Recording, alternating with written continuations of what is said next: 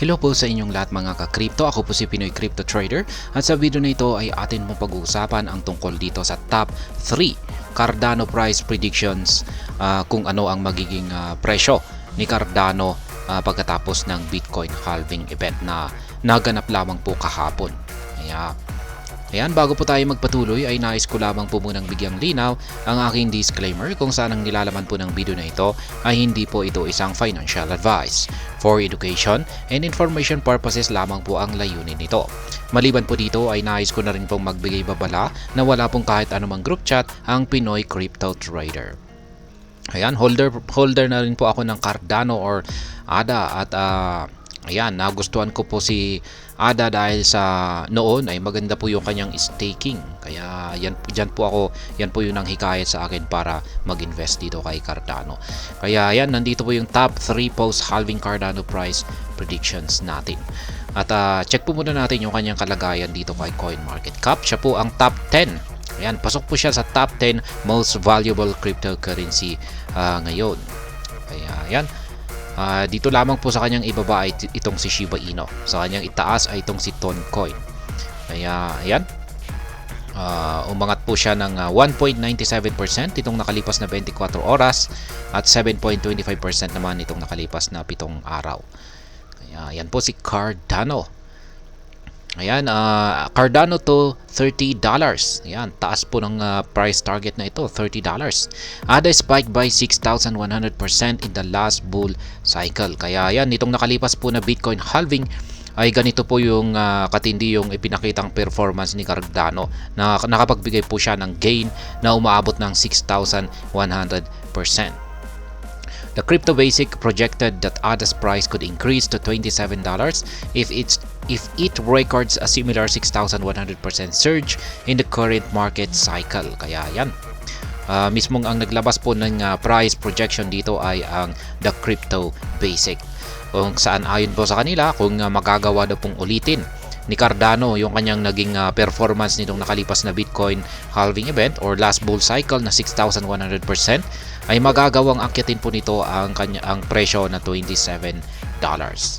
Kaya yan, ibig sabihin ay mula po sa kanyang kasalukuyang presyo na 0.506, ayan, ay aakyatin niya ang $27. Yan, at yan po ay may gain na umaabot ng 6,100%.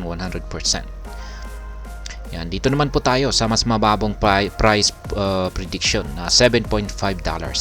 Jake Gagain issued a conservative prediction for Cardano, speculating that it could surge to $7.5 by 2025. Kaya yan po, isang sikat na crypto influencer itong si Ginoong Jake Gagain. At ang kanyang inilabas naman po na price prediction dito kay Cardano ay mas conservative. Yan, kung pag sinabi po natin conservative ay mas mataas ang posibilidad na posibleng mangyari. Kaya yan, yung kanyang speculation naman po rito ay aabot daw po ng $7.5 ang presyo ni Cardano sa taong 2025. According to Gagain, 2025 would mark the end of the current market cycle. Ayan. Ayon po kay Ginoong Gagain ay ang taong 2025 ay dito daw po magtatapos yung kasalukuyang market cycle natin ngayon. He noted that $7.5 prediction for ADA would play out by the end of the current market cycle in 2025. Kaya yan, magkakatotoo daw po yung kanyang prediction na $7.5 dito kay Cardano pagsapit daw po ng katapusan ng taong 2025 o yung pagtatapos ng kasalukuyang market cycle natin ngayon. Ayan, dito naman po tayo sa $6.66 to $7.77. At ito naman po yung analyst na nagbahagi ng kanyang prediction dito. Ito ay si Chris. Yan. Siya po ay ang Cardano Ghost Fund na co-founder.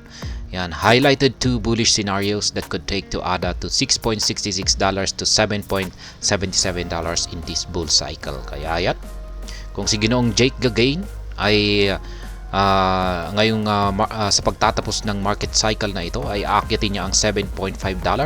Ito naman pong si Chris, yan, ay magagawang akyatin daw ni Cardano ang presyong $6.66 hanggang $7.77 ngayong bull cycle na ito. Ayan.